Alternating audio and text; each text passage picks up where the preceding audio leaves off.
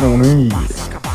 Tässä videossa on sitten karaoke-esittely ja muuta härvinkiä, mitä nyt tulee ainakin mieleen ja niin.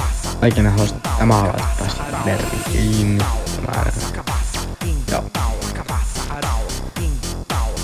niin. Muuta sähäläis mitä. Ja muuta. Joo. Nyt tässä kävelemässä Kalli. Tästä on nyt eka vehe. Niin tämmönen 380 Rotaxin koneella laski Vidu GTX. Ihan vetävä. Tämmönen perus reittikelkka. Sieltä löytyy matkustajalle paikka. Ja näin. No tähän löytyy kaiken mulla vehkeitä. Täällä on esimerkiksi mä otan vaikka täältä. Samurai 50, jos on vähän kytkimen just paskalla. Mitäs? Mulla tässä on kokonaan uusi kytkinkello. Pitää katsoa tuonne. Tarvitsis ulosvetä ja joo. Järpisen SM. Tästä tulee ehkä keväällä, kesällä kokonaan oma video. Tässä on sen verran, tää on ihan vakio tällä hetkellä. Paitsi 12:53 välitykset ja sitten tässä on seuraava vehe. Tämmönen Kiino 120 crossi. Tästä on kytkivajeri poikki. Sitten tän saa tulla ostaan kesällä. Semmosen kohtuuhinta.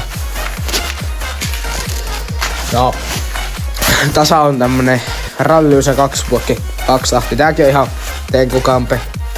Mutta tällä on aina mua joku vastaan. Paskanko mä nyt kaasu? En koska nyt. Niin. Tässä on aina vittaa akkua. Akku tyhjenee pirun nopea.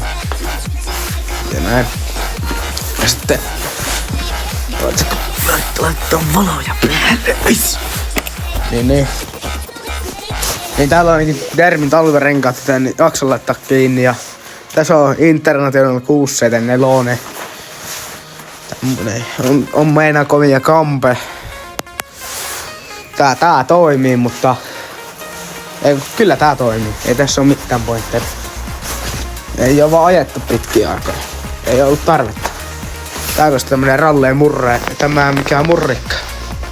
Tämmönen on eteen maalla vauhtirajat ja ynnä muuta. Joo ja sieltä saa tulla Snapin puolelle ehdottelemaan mitä tän Dermin suhteen niin tekis. Tähän on nyt tulossa Ytsin lokari. Ja ehkä myöhemmin Ytsin numerokilpi Fattis. Ja mulla on visio, että minkälaisen mä aion tehdä tästä.